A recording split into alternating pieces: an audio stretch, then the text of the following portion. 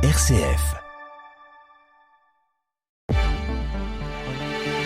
Bonjour à toutes, bonjour à tous, très bon réveil, merci de nous rejoindre pour votre édition locale en Champagne en ce mercredi 24 décembre. Au sommaire, au cours Saint-François d'Assise de Châlons, les élèves de 5e se sont mobilisés pour l'Ordre de Malte, entre collecte de dons et participation à un petit déjeuner solidaire, découverte dans ce journal. Le collectif Arc-en-Ciel en Haute-Marne proposera le 31 décembre un réveillon fraternel et solidaire au centre socio-culturel de Saint-Dizier. Une soirée conviviale et festive ouverte à tous, mais particulièrement au public en difficulté qui ne s'autorise pas à faire la fête. Mais tout d'abord, un point rapide sur la météo près de chez vous pour aujourd'hui en Champagne selon Météo France. Un temps calme et plutôt ensoleillé, même si on peut s'attendre à des passages nuageux, notamment ce matin sur une majeure partie du territoire de la Champagne.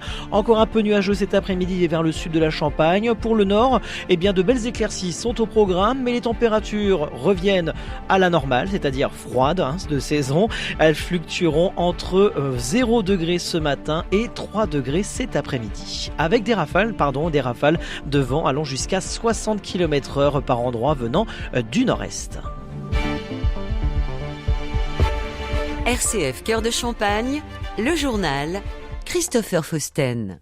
Mais avant de développer ces titres, après la mobilisation du 18 décembre à Bruxelles, la FNSEA et les jeunes agriculteurs maintiennent la pression. Près de 200 agriculteurs marnais parmi plus de 10 000 venus de toute l'Union européenne ont manifesté contre l'accord Mercosur, la baisse du budget de la PAC et la taxe carbone sur les engrais. Malgré l'annonce d'un report de la signature du Mercosur à janvier par Ursula von der Leyen, les syndicats jugent cette décision insuffisante et exige l'abandon du traité. Le 19 décembre, des actions ont été menées un peu partout sur le territoire de la Champagne, notamment dans la Marne, avec une opération escargot, une mobilisation devant la préfecture et des échanges avec les parlementaires. La FNSEA et les jeunes agriculteurs dénoncent également un courrier du Premier ministre jugé loin des attentes du monde agricole. Un nouveau rendez-vous est prévu début janvier. Les syndicats attendent des réponses concrètes et immédiates. Dans le cadre de la pastorale et du cours d'éducation civique, les élèves de 5e du cours Saint-François d'Assise de Châlons-en-Champagne se sont pleinement engagés pour une belle cause, un projet solidaire mené au profit de l'Ordre de Malte. Arnaud Fayot, adjoint pastoral. On a l'habitude au cours Saint-François de faire des actions solidaires, comme un peu partout, au moment de l'Avent ou au moment du Carême.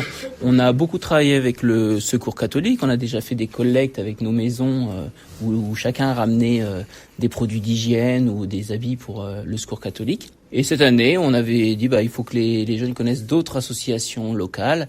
Et il y a cette association, donc l'Ordre de Malte, qui intervient dans la rue tous les dimanches pour faire un accueil auprès des personnes de la rue et distribuer un déjeuner, du café, et puis surtout échanger, avoir un petit mot avec les personnes qui vivent dehors. Donc on a dit, on y va, on fait une collecte pour l'Ordre de Malte. Et là-dessus, Madame Le Sage a eu la très bonne idée de dire, mais c'est pile mon programme d'éducation civique, donc je vais travailler avec la classe de 5e sur ce projet. On va faire des affiches, on va monter la collecte et le projet est parti. Une initiative qui ne s'arrête pas là. Les élèves vont aussi participer à la distribution lors d'un petit déjeuner solidaire. Valentin, Zoé, Aloïs et Lily nous présentent le projet et nous partagent leurs ressentis sur cette mobilisation. Ce projet, il nous a été donné par les professeurs. Nous avons dû faire des affiches pour dire aux gens de faire un don pour l'Ordre de Malte. Des affiches avec tous les produits, des vêtements chauds et des aliments pour donner à l'association. Ensuite, on est allé présenter le projet à l'école primaire dans certaines classes. Et ensuite, il y a la tonnelle dans la cour, une petite tente et on dépose nos dons là-bas. Moi, je suis assez content parce que du coup, on donne à des personnes qui ont besoin. Du coup, ça leur permet d'avoir de la nourriture ou des vêtements chauds. Et nous, ça nous coûte pas grand-chose à part quelques habits ou quelques aliments. Je trouve que c'est assez bien d'aider les personnes qui ont besoin de voir des personnes, de pouvoir parler avec des personnes généreuses comme nous, comme les professeurs. C'est bien de proposer des envies de parler comme ça pour les aider à un peu plus se libérer, raconter leurs histoires, comment ça se fait qu'ils sont comme ça, dans le besoin, et j'aime bien. Direction la Haute-Marne pour terminer ce journal avec le collectif Arc-en-Ciel qui organise le dimanche 31 décembre un réveillon fraternel et solidaire au centre socio-culturel de Saint-Dizier.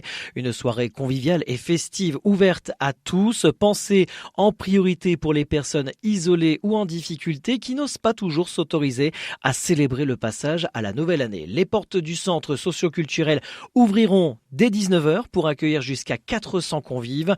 Objectif, rompre la solitude et permettre à chacun de partager un moment chaleureux à l'occasion des fêtes de fin d'année.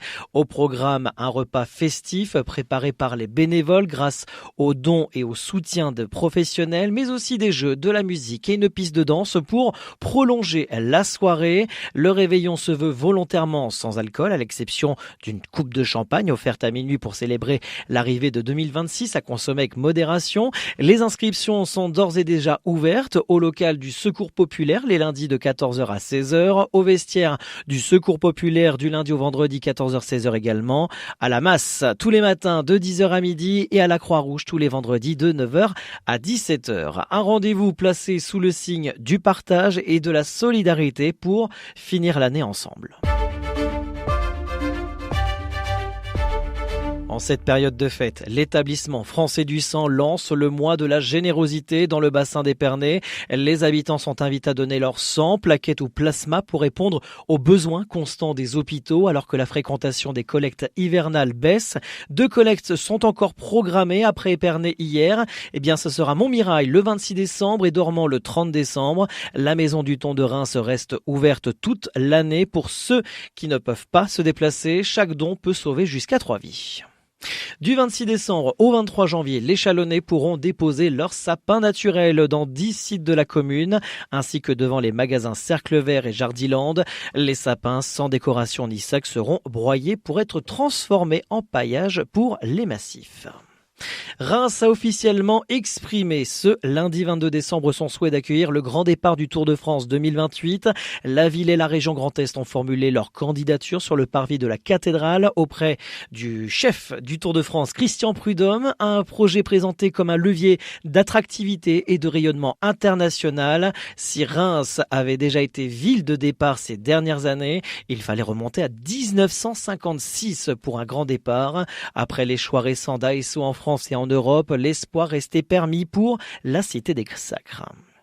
Le calendrier des célébrations de la veillée et du jour de Noël en approche, on est à quelques heures. Le calendrier est à retrouver près de chez vous sur les sites des diocèses de Châlons, de Troyes et de Langres.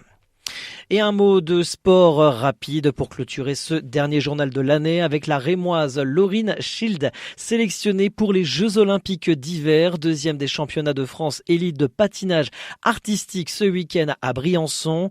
La licenciée du CPA Reims fait partie de la sélection officielle pour les Jeux Olympiques de Milan-Cortina du 6 au 22 février. Âgée de 21 ans en janvier, elle représentera la France en patinage artistique féminin, un quota qu'elle avait elle-même décroché au printemps dernier grâce à sa 15e place au championnat du monde à Boston. Avant les Jeux Olympiques, Laurine disputera les championnats d'Europe à Sheffield en Angleterre du 12 au 18 janvier. Fin de ce journal, l'actualité à retrouver à la reprise le 5 janvier. Le RCF Cœur de Champagne fait une petite pause au niveau de la rédaction locale, mais c'est promis, on se retrouve le 5 janvier pour la grande rentrée. D'ici là, très bonne fête de fin d'année, un joyeux Noël et à très vite sur les ondes de RCF.